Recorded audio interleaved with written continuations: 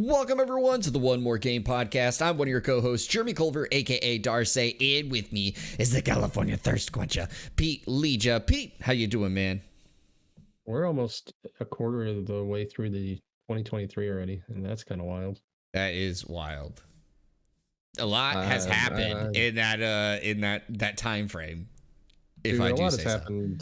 A lot has happened since the turn of this decade. Let's be real. This is yes, there's been so many things that have happened that would have happened like 6 months ago or a year, and I'm just like, I was only like a year ago, and that feels like 10 years ago.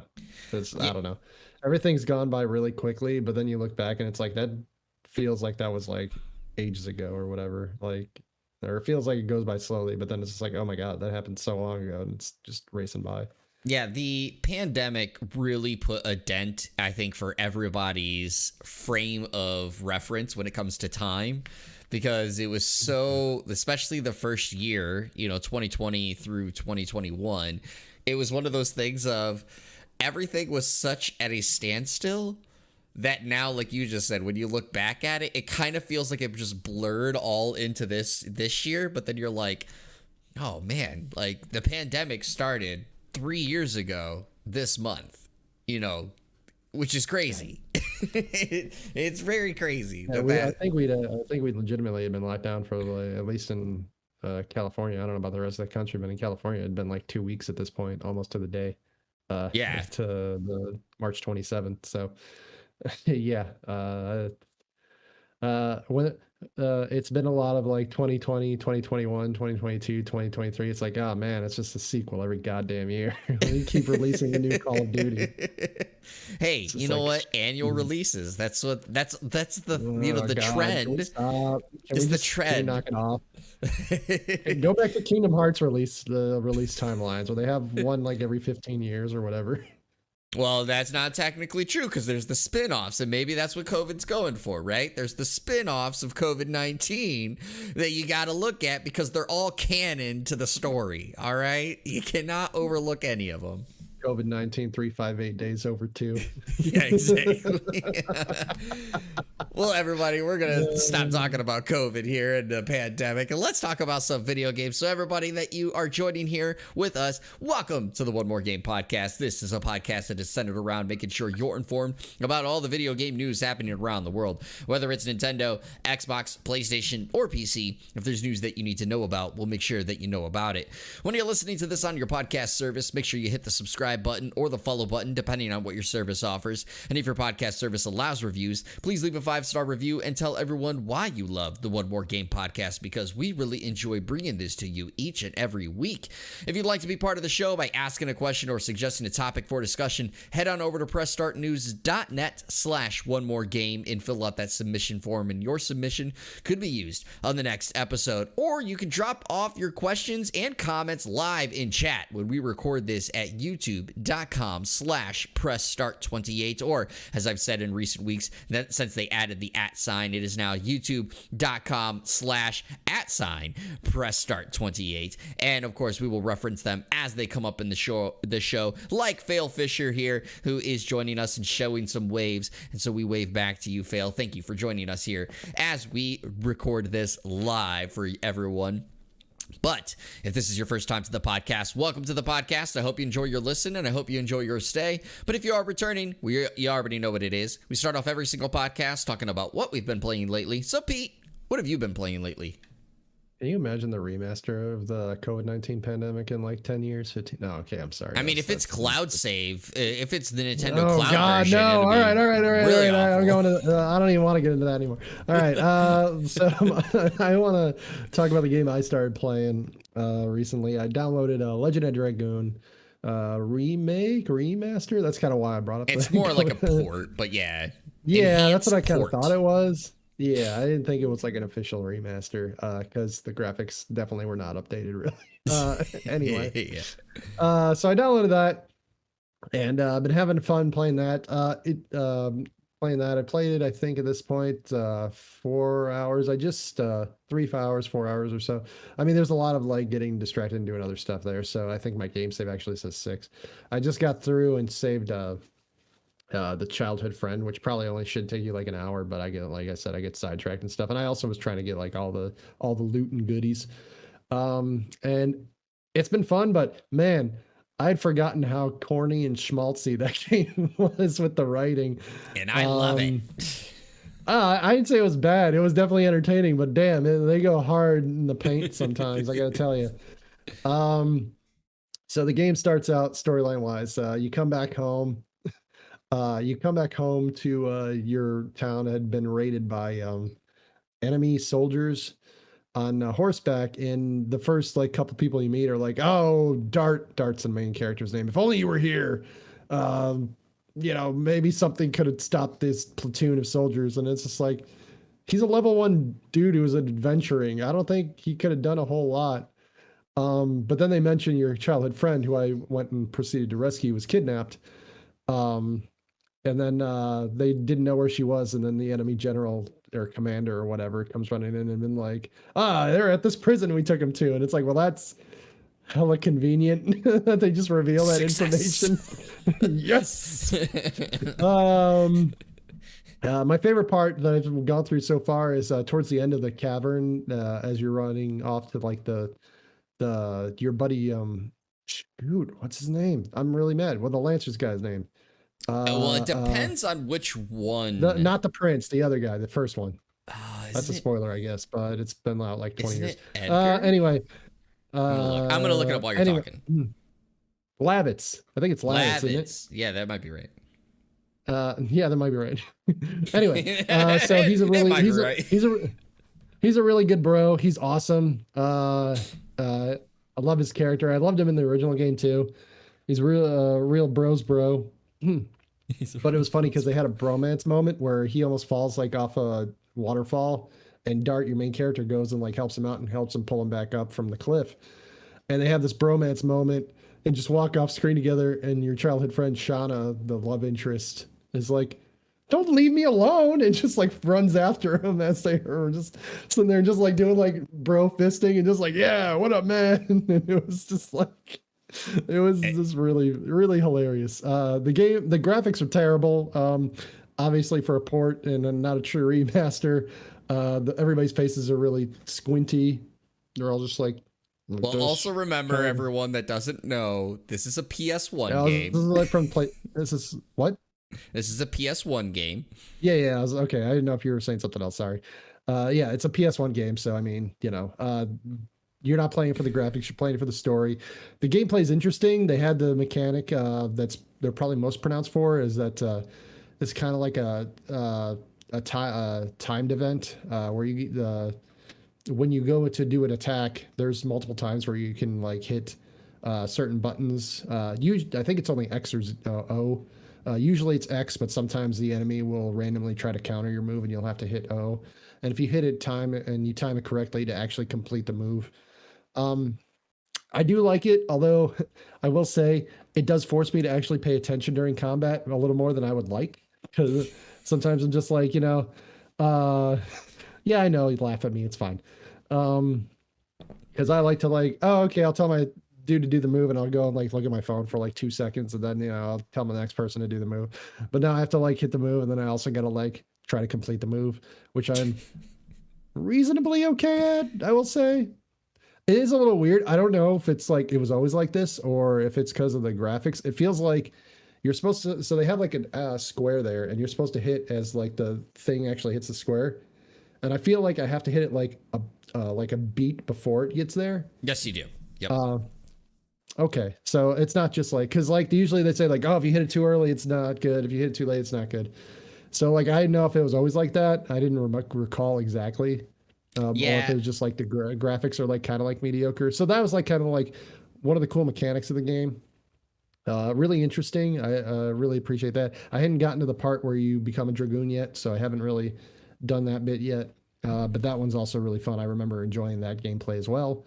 So, I'll probably play it some more on and off again, kind of like I've been doing with some other RPGs. But yeah, that's the one I've been playing and started out with and really enjoying myself. I know you've been busy as hell with work. Yeah. Have you been able to get any gaming time in? A little bit, very little bit. If not, you could talk about your experience last night, because I would love to hear that too. Yeah. So yes, I played a little bit of video games today. I was really hoping actually to be able to play Legend of Dragoon this week. I downloaded it. It's just not able to boot it up at all. So that hasn't happened. Also, I want to just take a quick mention, even though we're not really going to talk about it too much today, but for those that are looking on the video listeners, shout outs to the death of the 3DS Nintendo eShop. This is my Persona Q, if I remember correctly. Nintendo 3DS there. And so I wanted to shout that out today. It is effectively shut down as of 7 p.m. Central Time. You no longer can do it. It's been out for like 2 or 3 hours now. That's like yeah. So yeah, I haven't gotten to play a ton of games, but I did, and I'll briefly talk about it, and then I'll talk about my experience last night. I did briefly, again for video listeners, I'm holding up Tactics Ogre Reborn, which I recently picked up on the Nintendo Switch and been playing that. That is basically the godfather of Final Fantasy Tactics, which many of you know, as I've mentioned here on the podcast. When it comes to tactics games, as much as I love tactics games, nothing amounts to my experience with Final Fantasy Tactics. So I've been playing this a little bit, played it probably about an hour, maybe an hour and a half. So still really early, but man, I have to say, like, even in this early stages, and this is basically every time I've played Tactics Ogre where I've gotten, it is very overwhelming compared to Final Fantasy Tactics, and I see that as like a good thing, but also a bad thing, because of course, like, someone new into the genre, it could very well like just instantly be like, I'm too overwhelmed, I'm stopped, right? But those that of course love tactical strategy games, right, that's awesome, because technically it like opens the door right away in a sense, and is like, here's all these things to do. And so it, like I said, it's a blessing and a curse, but I've only played it for about an hour and a half. I hope to play more of that here in the coming, days, hopefully, if I have some more free time with work. But last night, and I will say I regret it this morning because I'm extremely tired, even doing this podcast right now. I'm really tired, but I went to the Crystalline Resonance Final Fantasy piano concert that was going on here in a town that's nearby us, about 10-15 minutes from here. I was really looking forward to this concert. I ended up finding out about it through basically a marketing email from Square Enix while I was at work one day, and instantly bought tickets with it, and me and my wife went and checked it out. And it was held at a local town's like community theater here, which of course was like a more like secluded event. So this is not for those that maybe have heard of like Distant Worlds, where it's like the full orchestra. This is not the case. This is literally a single person on stage playing the piano to the Final Fantasy music, and then they have like some videos that are playing on a projector right next to them as they play. And man, it was phenomenal. Honestly, it was so good. Now, that does not say that there weren't things that I thought could be improved upon personally and would have loved to experience. One of those things is, again, it's a piano concert, so like, not saying they actually would do this, but one of the songs they played is called The Promise, which is one of the main songs in Final Fantasy 13, and it has lyrics to it. And it was one of those things where the piano person played it, the pianist played it so well, and it was so beautiful. But for like me, it felt lacking because the lyrics weren't being sang as they were playing it. So those are like moments where it would have been great if they had like a singer come out on stage to sing those lyrics with it. Of course, Final Fantasy doesn't have a ton of music like that, so it may not make sense to pay for someone to obviously travel with this pianist to do that, but maybe it works out in a different setting where maybe it's a vocal recording of it, or, you know, it's a member of the like travel crew that just also is brought on for singing. Again, it's a piano concert, so I'm not trying to say that was, you know, they should do that, but I was just saying that could have improved the experience. But it was just so well done overall. There were so many good things. It looks like you have something to say. Oh no, it's just really weird because most of the ones the songs that Final Fantasy, I don't can't really speak about the more recent games, but a lot of the ones that even have lyrics, like there's usually like a redone version in the same game, but also Mhm. like it's one to do without lyrics too. So it's kind of weird that they would choose to do the one. I guess they're more well known, the ones that are lyrics. Like I'm Well, guessing you're thinking of Steki Dane from Final Fantasy X, ones like that. But yeah, and it's one of those things where it's like, yeah, of course I they guess that played the one doesn't. versions. Well, I go guess ahead. that one doesn't really have one. I'm sorry. I was just saying. I guess that one doesn't really have one. I'm confusing that one with Xanarkand of the same game. So never mind. I don't even know what I'm talking about. But it's one of those things where it's like, of course they chose like playing the piano versions of the music, right? It's like they chose, of course, the songs that don't have the lyrics on it. But like for me, right, my mind instantly plays the version with lyrics because it's so prominent. And that's where it was like it just felt lacking, but that's not because the pianist didn't do a great job. It was still very beautiful. It was just like my brain started to sing the lyrics and I'm like, I feel like it's missing, right? And that was the thing. You should have just stood up and just started singing along. Yeah, like, yeah, just started singing the lyrics in the back of the auditorium. But yeah, it was really well done. I did have a couple of friends that I talked about ask me like what were the highlights, and so I'll say, of course, the number one highlight is Xanarkand, right? Like that song is already like made for the piano, so having the pianist play that was obviously very phenomenal. But the one of them that really surprised me, and as you know, I'm a huge Final Fantasy VIII fan, right? Is they played Liberi Fatali, the main song for Final Fantasy VIII. So it literally opens the game up with that one. He played it on the piano. Obviously, it didn't have the lyrics with it, and it was so well done, not even having the full orchestra with it, which was very interesting. He did a great job with the Chocobo song. He played it very like in tune and like with the same speed, even though like almost felt like faster. Like, and he played it really well. So that was really awesome. What is the name, or what's the song with Final Fantasy IX? I can never remember it, but it's like this song with like it's like the love song. The opening Place I Will Return to Someday is the opening one. It might have been that. That was another one that the pianist did. That one's a really good like orchestra version one. Sorry, I'm trying to get my clock on my phone. No, you're good. You're good. It's I'm not trying to do like I'm not ignoring you. That's another that's one. The one I can think of. There's a few popular songs, but that's usually the one that's like the one that's supposed to be like Zidane's and Garnet's their song, I think. It's supposed to be that one. That's the one that I was talking about. He did the pianist did a phenomenal job with that. But yeah, overall it was a phenomenal.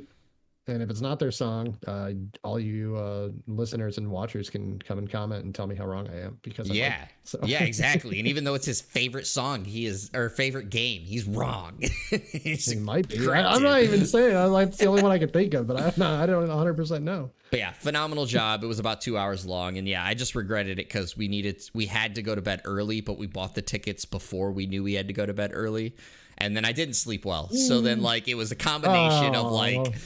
I went to bed late and didn't sleep well. Yeah, that's the didn't sleep well part. No, it's more so than the going to bed late. But oh yeah, that's why I said like I'm slightly regretting it in that sense because I'm really tired. But it's like it was well worth it still in the end. I loved it. So good, excellent. Anyway, I'm glad you enjoyed yourself. Exactly. Let's get on to the podcast because we have so much to talk about. I do want to just shout out real quick. Fail said, I love Final Fantasy music, in love with it since I saw Advent Children. Advent Children is obviously a phenomenal movie as well. Great music. And yes, Final Fantasy is awesome. Shout out to Nobuo Uematsu, who, of course, made a lot of the video game music for Final Fantasy over the many years. Yes, the legend. Let's get into the podcast, though, because, of course, we are doing another discussion-based podcast, and we are going to be talking about the landscape of video games here in the near future. But I do also, because I almost forgot about this, I want to shout out the games that you can buy that can help support here at Press Start.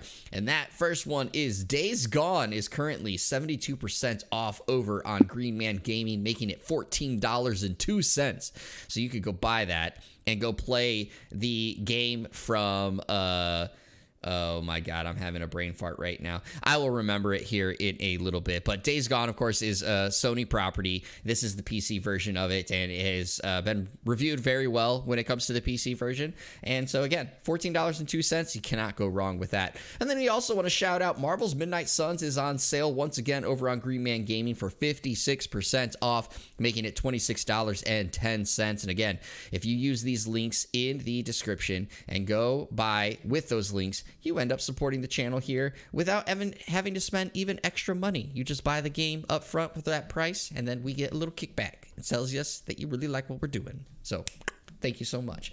Anyways, let's get to the discussion because, of course, we are talking about the Xbox Bethesda Activision deal that's continuing to go on and will still go on for a couple of months, probably even maybe a little bit longer, but we are seeing a step moving forward. So we're going to talk a little bit first about the article, and then we'll go from there to discuss some things further. But we're going to IGN for this article. It's written by Ryan Dinsdale, and it is Xbox's Activision Blizzard deal takes major step forward in CMA investigation.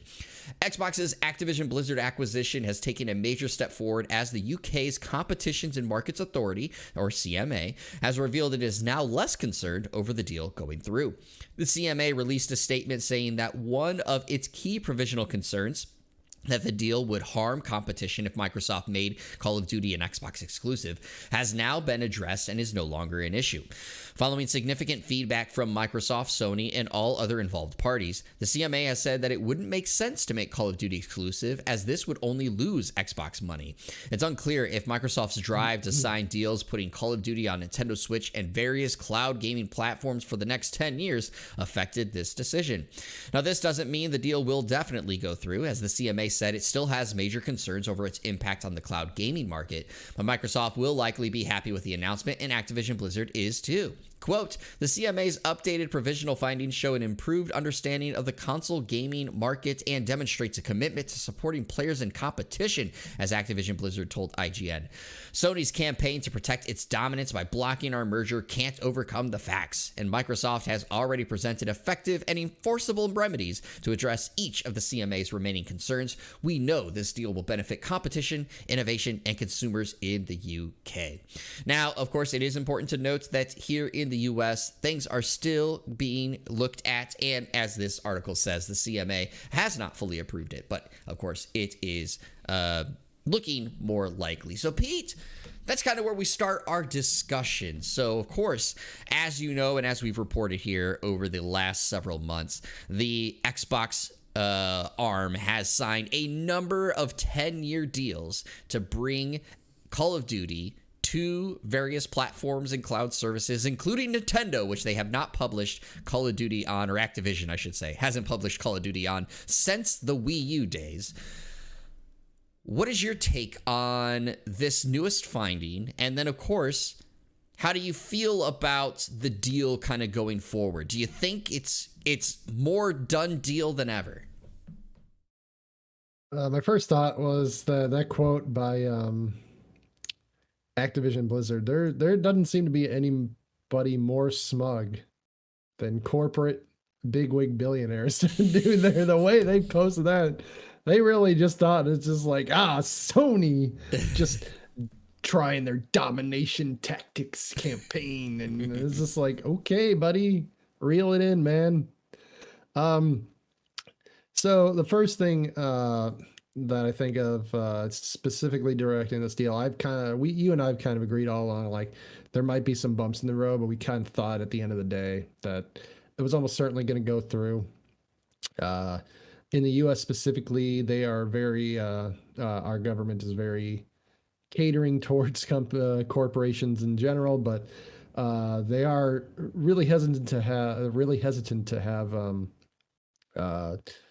uh, what do you call it? Monopolies, but oligopolies are things that they're just totally fine with, and we see it in a bunch of different industries that we have that we use it every day. That's the airline industry is like that. A lot of like the food industries are like that. Like grocery stores are like a large majority of them, even though they're different names, are all owned by the same corporations. TV stations, specifically local TV stations, are owned a lot by like Sinclair. Um, and Spectrum News and things like that. And They're Next all Star. owned by Nexstar. Yeah, Bally Sports is and ATT are dropping their regional sports networks, but one of those are probably gonna. I guess Sinclair can't because that was their like kind of like their baby, but Bally Sports was. But so at the end of the day, like you and I never really thought that this was gonna get stopped. I will say that an article by Axios came out today. I don't know if you want to bring this up, discussing the merger and apparently the big arrogant the big buff from the article that we read on IGN. They were a little more concerned about what was going on at Microsoft than they might have put out, because they running to Big Brother Congress to try to force through, shall we say, this deal a little faster, because 11 members of Congress decided want to investigate or look into some of Sony's deals, specifically involving in Japan, focusing on the U.S.-Japan trade deals. And these include Senator Maria Cantwell from Washington, and several other members of Congress from the House, including Carol Miller from West Virginia and Mike Carey from Ohio, basically urging the Commerce Secretary Gina Raimondo and U.S. Trade Representative Catherine Tai to kind of like look into this.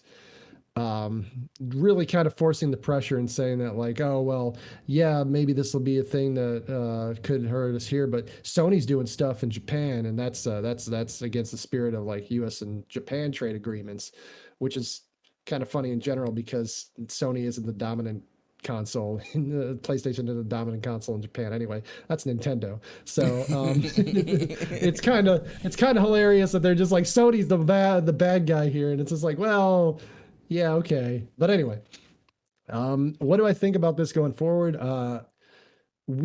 So as a society, we always as people in general, we always kind of like are like really hesitant to take the one step forward and push against the wall. But once that wall is pushed, then we have a new line, I guess. I guess it's not really a wall so much as a line in the sand drawn. And once we step over that line, there's another line there, but we're fine with that line going there. It's kind of like the people that don't like credit cards, then they get their first credit card, and then like, okay, well, I'm always going to pay this off every month. Well, then the 1 month comes where you don't always pay it off, and then it's like, don't pay off the whole thing. You'll pay off like half because you used it way to like more than you thought you would. And then you get, okay, it's like, well, I don't really get in trouble for having credit on my credit card. And then all of a sudden, you keep just like saying like, all right, I'm going to use $400 on it and I'm going to pay 200 off. Well, if you keep doing that over the span of several months, all of a sudden, you're $2,000 to $3,000 on your credit card because you only been paying half of it, and things like that. That's how we are as individuals, and that's how a lot of these businesses kind of like, facilitate money and get more money out of you than you would intend them to. It's the same thing.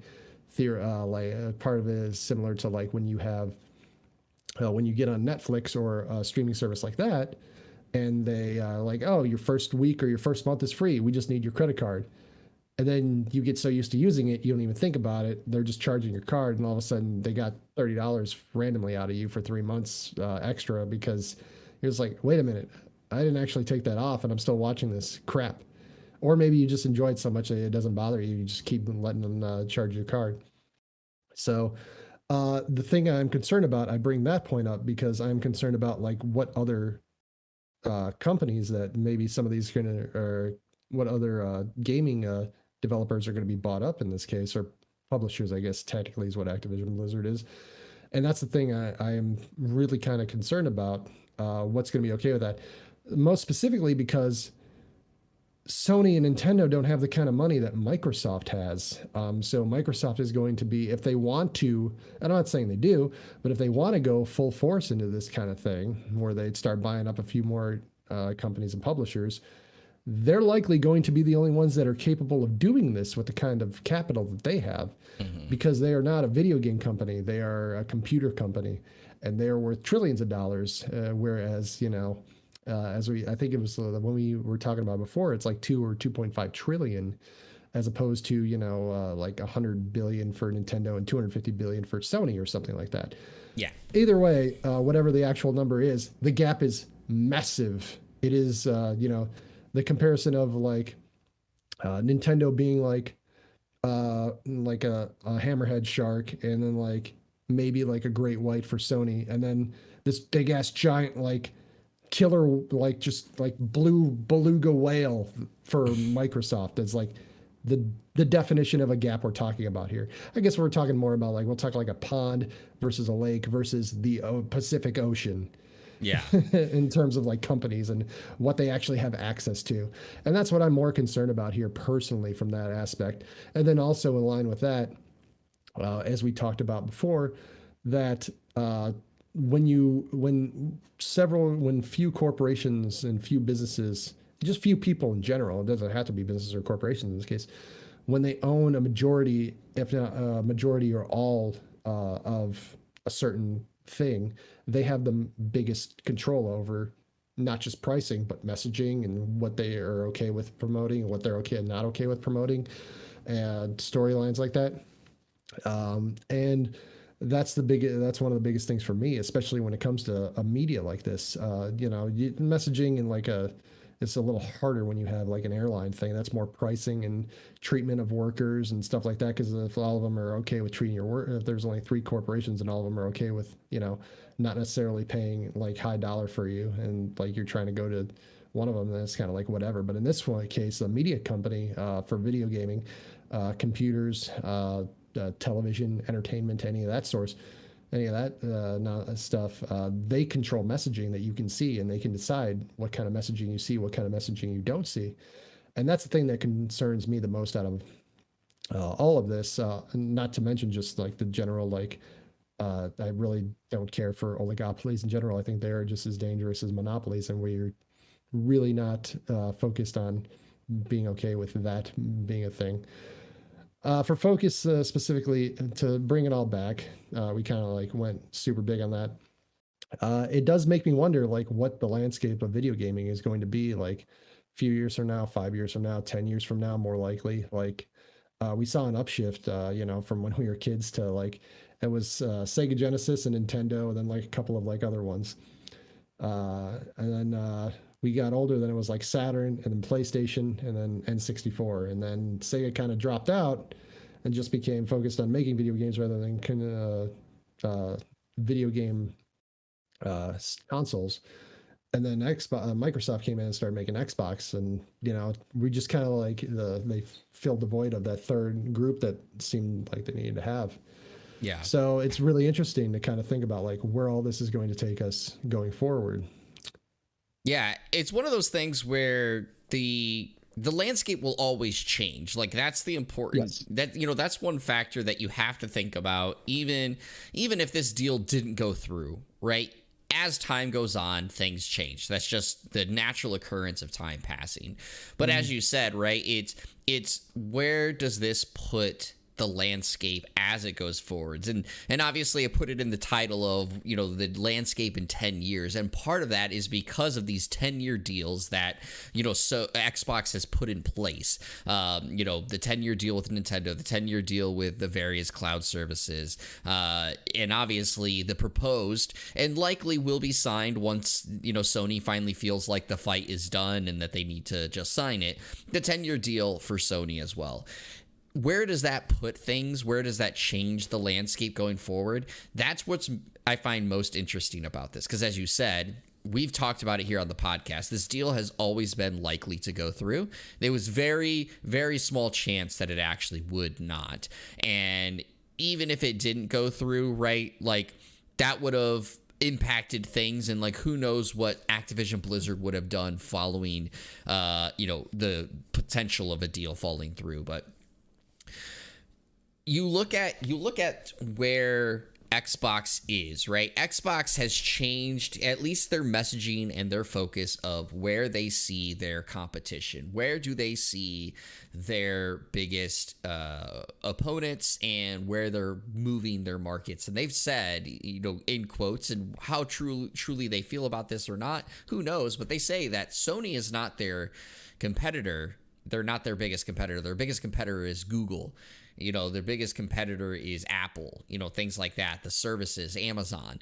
And that's where they're trying to, do is beef up Game Pass to compete against those. And I think it's realistic that Xbox would be extremely happy if Xbox Game Pass was on everything. On Nintendo Switch, on PC, on PlayStation, obviously on their own stuff. And I could see a world, depending on how things progress, where Xbox really doesn't make consoles anymore. Like, I could see them still making consoles just for the convenience factor of being like, hey, this is going to allow you to play our Game Pass. But I could see them moving to a system eventually down the road of just being like, look, we don't need a console anymore because our biggest focus is our cloud service, is our software, and you can play this on PC. I'm sorry to cut you off, but kind of like Steam Deck or something. That was kind of what I was thinking of. Yeah, exactly. So it's one of those things where like I could see that being a world. But it's just interesting, like, with the arguments that Xbox has placed and played during this conversation.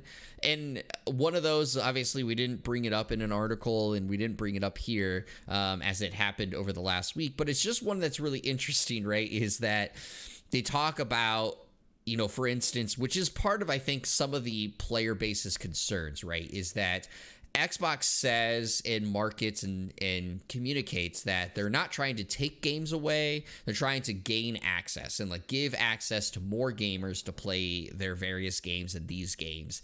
And obviously that's true, but I think like, for some gamers they're like, well, if that's the case, then why don't you just sign an agreement that you will, as long as there is a console by X company, you will publish on there, right? And that technically could happen, and put it into perpetuity, I think is the term that I'm trying to think of, right? But like, obviously they don't want to do that because that may change, right? They want to have the leeway of being like, look, we may change our mind. And obviously that's why they're doing 10 years. And they're like, 10 years, we'll do it.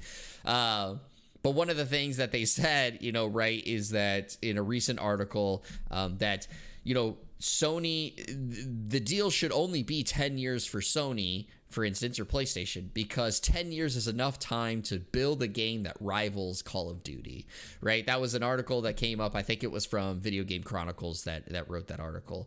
And it's just funny that they say that because technically speaking, right, Xbox has been around for longer than 10 years. And I know that they have Halo, but like, would you really say Halo rivals Call of Duty? Because not really.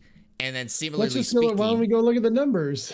Yeah, and then like similarly real speaking, quick. right? Similarly speaking, it's like, well, then technically speaking, Xbox, you had so many years to build something that rivals Call of Duty, and you couldn't. And that's just because, again, Call of Duty is on another level. Like, and that's just the truth of the matter, right? Call of Duty has built an aura basically around that game that like no other company can really match, and that's just the truth of it. That's even gamers who don't call themselves gamers, like that they only buy basically like one thing a year, and what is that usually? Call of Duty. That's just how it is, right? Back in the day, as you know, when we were younger and it like wasn't its heyday, the other game that may have been the one that got purchased every year was Madden, right? Like even like the non-gamers, they bought Madden. That has been that case with Call of Duty for years now. Like I would say almost since Call of Duty 2, the big red one, as it was called, which was basically on Call of Duty or was on World War II, but predominantly since Call of Duty 4. Like it's just been like, that's the game that even those that aren't gamers, they go by because it's just like that much. And so it's just funny to me And it's not an argument for like the deal going through or not, but it's just I just find it funny because it's like, you know, like you said, you had the article that came out from Axios earlier today about the government like pushing back on it, and it's like, well, like technically speaking, right? Like some of the same arguments that are being used against Sony for doing it, and I get that Sony is a leg up, and a lot of that comes down to just like what Sony's been able to do, not like with PlayStation. But like I get that Sony has the leg up, but it's like the arguments used against Sony can technically be turned around on Xbox too, and it's like you said, they have the money to do it, and that's the biggest problem. And so like to go off of this before you know you get in there is kind of like with that 10-year gap, right? They signed these 10 years deals. We've seen in 10 years things can drastically change. Look at, you know, Sega. Like obviously they make games just specifically now, but the Dreamcast like killed their console market and they ran into games. Sony relies a lot on the money that Call of Duty brings in. And so, you know, I guess like, do you have a concern that in 10 years, the Sony we see now and or even the potentially the Nintendo we see now could be no more? The only way I think that would probably happen, I just don't think Nintendo is, I just don't think Nintendo that'll ever happen. Nintendo is like kind of like their own thing, and it's not like they can't get bought out by a company, but like they seem to be like even like their what do you call them? Their videos that promote their games. I keep They're forgetting direct. their names. Yeah, their Nintendo Directs are like all their people, all their uh, CEOs and whatever, their corporate hierarchy are from Japan. They're all it's a Japanese company. That's the thing that kind of makes me kind of like chuckle about all this is that yes, Sony is a company based in Japan. And yes, they got a leg up on Microsoft in Japan, but like like the people we always hear talking about Sony are like like Americans, like Jim Ryan, like those are the people that are like represent Sony. So it's like I could see Sony getting bought out by like maybe like if Google decides it wants like we really want to kind of like how Microsoft is buying Activision Blizzard. Maybe Google's like we really want a video game console like in our umbrella. Stadia sucked and we need something different. Yeah.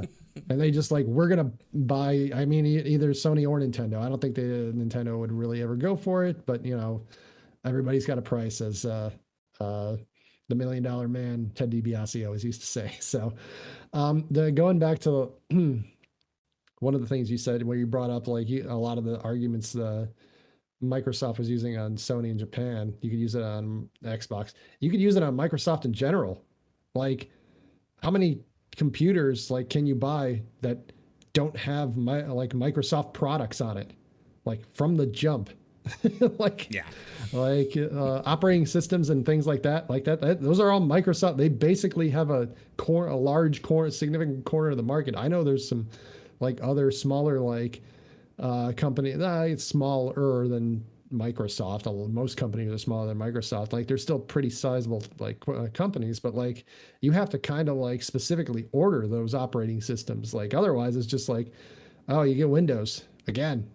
Like like if you just go to a Best Buy and try to buy a computer, like I want this computer, like while you're looking at that, they just like, yeah, here it's Windows. Go, you know, go nuts.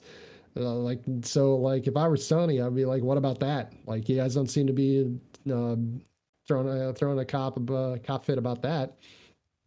So that was another thing about that article. Like reading it was just like, what the hell's going on? I was kind of also laughing because like I forgot about Call of Duty Big Run 1. I played the hell out of that single player campaign. Oh yeah, that game was awesome. Yeah, that single player that campaign was awesome. Yeah. That game was a lot of fun. But that was like, but again, it's like that was just like so these companies are just like all like just puffing their chests out when things go their way, but then they use all of the tools in their pockets, all the dollars in their wallets or whatever you want to call it, their accounts, to try to get things to push to where they are in a favorable asset. Going back to and turning it over to the talk of contracts.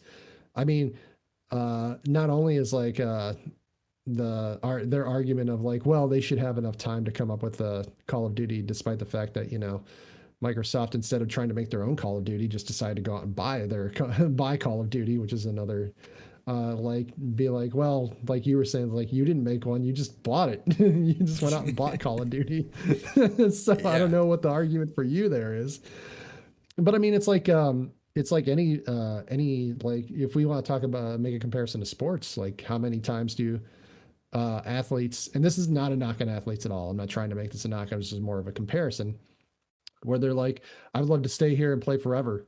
And then they go and sign for a bigger, they only sign for like a couple of years, and then they go and sign a big contract with another team. We see it all the time. And it's because it's not signing a 15-year contract when your playing career is like only like 10 to 15 years is just not necessarily an intelligent decision, because one, even if you're getting, say you're Shohei Ohtani, I don't know his age off the top of my head. We'll say for the sake of argument, he's 21 right now, or we'll say he's 22. Just this super athlete, Shohei Ohtani, struck out Mike Trout, his teammate, to win the World Baseball Classic. And we'll say that he signed a 15-year deal for at the age of 22 to go to 37 for $50 million a year. Well, he will be the highest paid athlete baseball, obviously, at the start of that contract. He's definitely not going to be the highest paid baseball player at the end of that contract, and it's very unlikely by like halfway through that contract he would be the highest paid. His contract would actually be very beneficial to the team. First off, because he'd be resetting the market a bit. He plays pitcher and fielder, so not entirely, but like a lot of these players are probably gonna be like, hey, like I pitch better than Shohei Ohtani, so like I should be at least getting 40 million and things like that. And that's part of the reason why too. Once you sign these long-term deals, you're kind of locked in. And after a certain point, the value of the contract, you outplay that in sports. And that's part of the reason why they tend not to sign these longer deals. And then the opposite is those are also beneficial to the player on the flip side, because that means they get paid that money no matter what. And that's another reason why the owners, that's why the rules in the NBA are so crazy when it comes to trading draft picks, specifically your first round draft picks, because teams want to protect themselves from being stupid about it and making trades for players that aren't necessarily ideal, but they trade away all their draft capital, all their draft assets. So they don't have a first round pick, which is very important in the NBA because there's a lot less players in the draft and there's a lot less players on the court. So your best players have a tremendous impact, a lot greater than necessarily saying on a baseball team or a football or NFL team.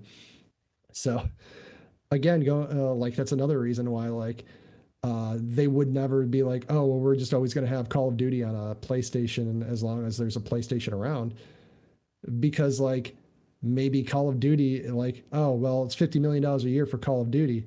What if all of a sudden Call of Duty is making Sony like $100 million and you're only getting $50 million off of that? And it's like, well, now it's overplaying its contract kind of thing. Yeah. So if you did it like the whole time, it's like, well, now you're just kind of shooting yourself in the foot. So there's a lot of things like that going on at play too. It's just not at the end of the day, no matter what corporations say or businesses say in general that they have your best interest in mind, they don't. And this is not like trying to be my anti-business take that I usually have. This is just in general, like they're going to do whatever is best for them because they want to make money. That's what corporations, that's the only thing they are capable of doing. So they're not going to say like, that keeps them in business. That's what exactly. It comes down like to it. They're not, that's what I'm saying. Like they're not just going to be like, oh, we're going to make less money to try to make things better for you. It's like, no, they're going to do the thing that's best for their bottom line, because that's what they do. That's what keeps them in business. Yeah. And like, that's why they're always going to do those kind of things. Now, because of timing, I'm going to ask you, like, of course, as again, times change, things are going to happen. There's going to be another buyout at some point. It's just, I cannot imagine that we go the rest of history in a sense and there's no buyout. So Pete, who who do you expect, in a sense, or who would you guess would be the next company that potentially gets bought out? You don't have to say who it'll be, whether it'll be like, you know, Microsoft buys them out or Sony buys them out or Nintendo buys them out, but just like, what company do you think will get bought out, though? When's the last time? I know you only threw up these three on there. When's the last time Ubisoft had like a big, like humongous title? Because it seems like they keep tripping over themselves, and maybe I'm partially bringing that up because they said they're not going to be at E3, but today. I mean, I guess it's relative to what would you say is a big game? Like, because for me, I would think like Go ahead and tell me, because you're more knowledgeable about this stuff. Well, do they mean and that's what I was Us? saying. It's like, I think it kind of depends on what you feel. Because like, I would say the last one that like sticks out to me, of course, is the Division 2. Now, whether that is somebody's big game or not, that's, you know, a different story. The one game, though, that still gets a ton of support, still played a ton, all that jazz, is Rainbow Six Siege, right? And that's a competitive game with an esports that's built around it. And that's like, you know, again, a different setting. But like, it hasn't been recent years, let me put it that way. Rainbow Six Extraction flopped. Well, I shouldn't say flopped, but obviously didn't do well really at all, even with it being on Game Pass, and now it's also on PS Plus. You heard them upset about Mario Rabbids Sparks of Hope. You know, that one didn't do very well. Far Cry 6, they weren't happy with either. So it's been a bit. It's been a minute. Yeah, I mean, I think that'd be the ones. Some of the ones that we kind of went over, you also have listed here. I'm definitely cheating. I'm not going to say I'm not. Square Enix, that just feels like their name's kind of too big, and they're too. Man, I want to say too successful, but then they always get upset about all their sales numbers and saying like, so maybe that's not it. It just feels like they make so many games for like multiple different consoles. That's also another one that's like it's kind of like Nintendo, right? Like they are clearly based in Japan and follow like Japanese like business ideologies, I would assume. Especially like Sony, now. Yes. Because remember, they sold off their Western divisions to Embracer Group. So like they're like really, really Eastern focused now. Or West, Eastern focused, That's a good call. Like, it just feels like to me, like it was kind of like going back to like I was saying about Sony. Like, yes, Sony is a Japanese company, but I feel like the people in charge are like at least split, being like American versus Japanese or something like that. Because we always hear about Jim Ryan like as like I don't know if his title is CEO, and I feel terrible that I don't remember now. He's if I remember correctly, his exact title is President of Sony Interactive. Yeah. Okay. But like that's who we hear about from that aspect. So it feels like they're leaning more towards like the Western market, in that sense. Whereas like Square Enix, nice. I nailed it. Sony Interactive Entertainment President. You do the fist bump. Was like, you just like the. Yes, I did it. So I don't feel like Square Enix would be like that. Bandai Namco, I guess you can make it a similar argument to what I made about Ubisoft. Is they make a lot of like big name games, but like it kind of feels like a lot of it are kind of like based off of like other properties, not necessarily their own. They make a lot outside of like Street Fighter.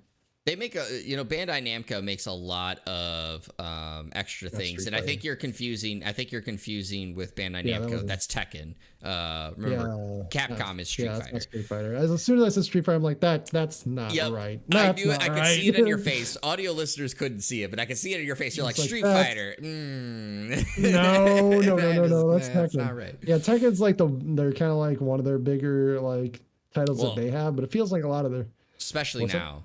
Well, I was going to say Tekken's been, big, but remember Tekken 7 is the highest selling fighting game of all time. I mean, like that was a huge one for them. And obviously you have, Dragon Ball Fighters, which did really well for them. Obviously Bandai Namco has been and had for a long time, right? They do a lot of anime adaptations. Like that's one of their bread and butters, type of things. Yeah. But they do have their own IPs too that they develop. Obviously God Eater, they developed that before it became, of course, a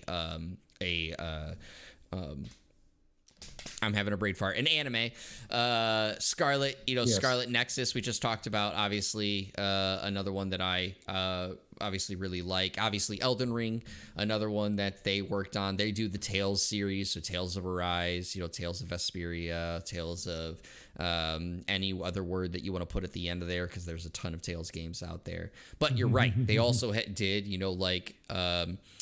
Demon Slayer, and they've done the Naruto games, right? And they did, obviously, I talk about Dragon Ball Fighters, and they did Dragon Ball, Did they do the JoJo Dragon Ball Fighter? Z Kakarot.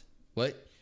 Yeah, did they do the JoJo Fighter, or was that somebody else? Yes, they did JoJo Fighters. They did the One Piece Odyssey RPG that just came out. Yeah. Like that's one of their other bread and butters that they do. And so, it's as you said, obviously, just putting it there.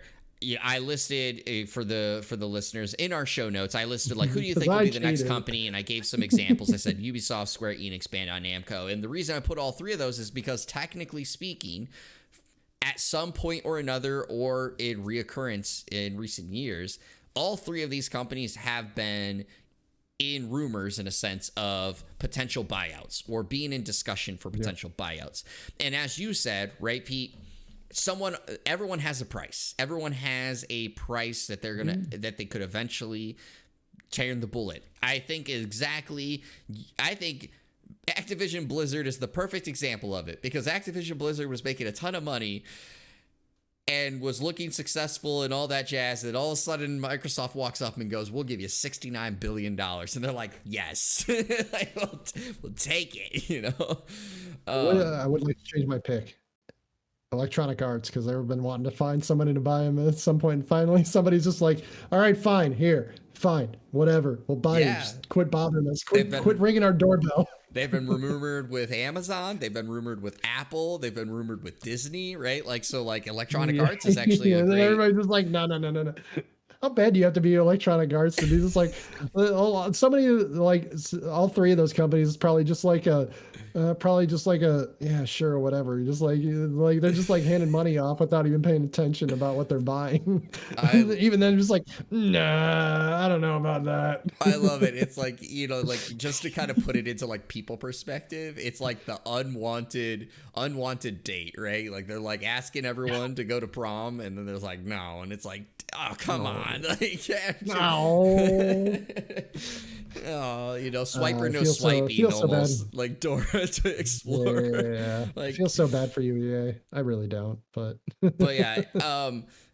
Honestly, I don't know what would be the next one. My money, if anything, just based off of recent articles and discussions, it would be Ubisoft. But I just, similar to what you said before with Square Enix, I just feel like at the end of the day, like Ubisoft is still just a big company that I just can't imagine them going, that quickly or that off. Like, Ubisoft is a huge company. A lot of people forget it. They have a ton of development studios. Just like with a number of these other, publishers, right? Because Ubisoft is also a publisher, but they have a ton of development studios that a lot of people forget. They have a lot of employees that are there. But I just don't see, like, Square Enix, I think, obviously they could, because how their president's situation is. I know their president is stepping down right now and they have a new one that's stepping in, but like the direction, in a sense, has been questionable for a lot of people for a while. But I still think that they're, at the end of the day, they're still success. So I say so successful, but I guess I should change it to successful enough that I think that they're like, it makes most sense to just keep churning out games and keep making money the way that we're doing it. Bandai Namco, I think their fallback plan of always doing a lot of anime adaptations gives them like consistent money, because those anime studios obviously have to sign a deal for them to like make the game. And so I think that's like consistent money that comes in for them that works out probably in their favor. But Electronic Arts, as you said, that's a good one. That was a good pick there. Go me. Because of timing, we're going to have to move on to our upcoming releases instead of talking about some of the other questions that I had here. But you know what? Let's talk about other video games, not just Call of Duty and Microsoft Activision Blizzard. Let's talk about some games that are coming out this week that you may want to buy, and it's going to start with today, Monday, March 27th. You have 9 Years of Shadows for PC. Tuesday, March 28th, you have Colossal Cave for Xbox Series and Xbox One. Death Roads Tournament for PC Steam Early Access. Drop for PC. Crime Boss Rockay City for PS5, Xbox Series, and PC. MLB The Show 23 for PS5, Xbox Series, PS4, Xbox One, Switch. That's coming to Game Pass. Sifu for Xbox Series and Xbox One. Terra Nil for PC, iOS, and Android. The Last of Us Part 1 for PC. Wednesday, March 29th, you have Raidborn for PC, Steam Early Access. Gripper for Switch and PC. Pirates Outlaws for PS4, Xbox One, and Switch. Forza Horizon 5 Rally Adventure Expansion for Xbox Series, Xbox One, and PC. Thursday, March 30th, you have Total Tank Generals for PC, Ravenbound for PC, Mayhem in Single Valley for PS5 and PS4, The Great War Western Front for PC, Anaroth, The Queen's Tyranny for Switch and PC, Saga of Sins for PS5, PS5, Xbox Series, PS4, Switch, and PC, Plasma, PC, Steam Early Access, Dredge for PS5, Xbox Series, PS4, Xbox One, Switch, and PC, The Last Worker for PS5, Xbox Series, PSVR 2, Switch, and PC, and Infinite Guitars for Xbox One, Switch, and PC. Then Friday, March 31st, you have Cosmonious High for Quest and Citizen Sleeper for PS5 and PS4. Pete, any of these catching your attention? That MLB The Show 23 one kind of threw me for a loop. I was just like, damn, I remember playing the Show 22 I was talking about it last year. I know it's a yearly release, but I was just like kind of like, that's weird. Pete, we're just we started with the open of the show. The times are flying with the years going on. I imagine this is how it was for people that play Madden and bought the new edition every year. Anyway, sorry. That's just a funny anecdote. So the picks I have, I've really enjoyed. I'm really looking into 9 Years of Shadows. It's currently 20% off. It's part of their introductory offer. That sale ends April 3rd, so it's usually $19.99. You can acquire it for $15.99 right now. It's a Metroidvania action-adventure game. Looks pretty sick. The art and what do you call it? The art and animation and graphics look pretty good.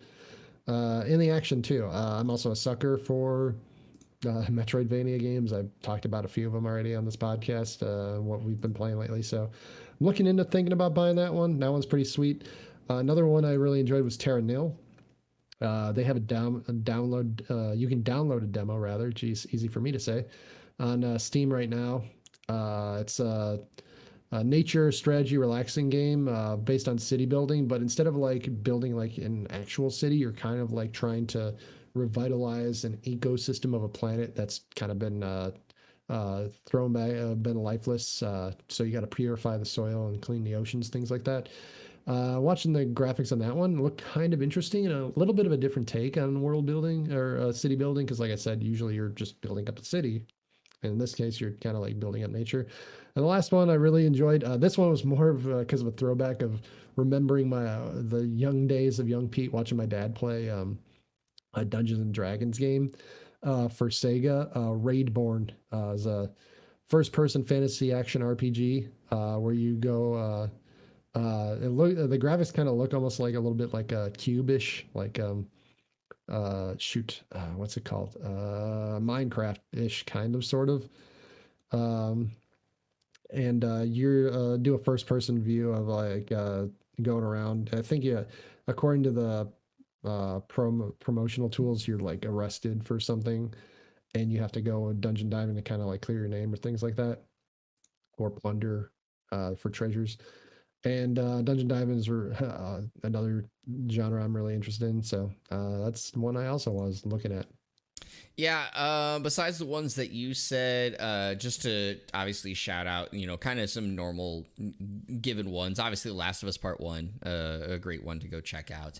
And Citizen Sleeper, if you haven't yet, I would go check that out on Game Pass. I think it's still on Game Pass. I know it's coming out for PS5 and PS4, but right now. That one got a ton of raving reviews for people that like almost like simulation city structure type games. I haven't played it myself, but I'm really interested. I love the art style and the art direction that game went with. So of course, more players getting to play it is awesome.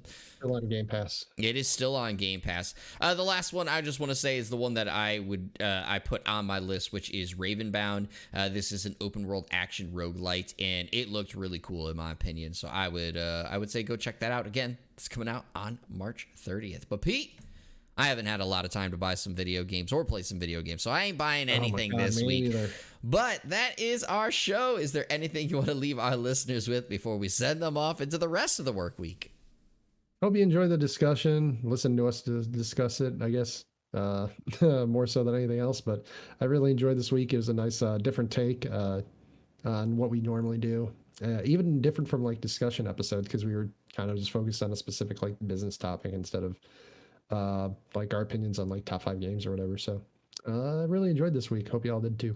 Yeah, I hope you guys enjoyed this. Of course, we are trying to do some more things like this here in the future. So, of course, the way that you let us know that you liked it is by commenting, liking the video, and, of course, sending in some things when it comes to either the forum over at pressstartnews.net/onemore-game, or, just talking with us on Twitter.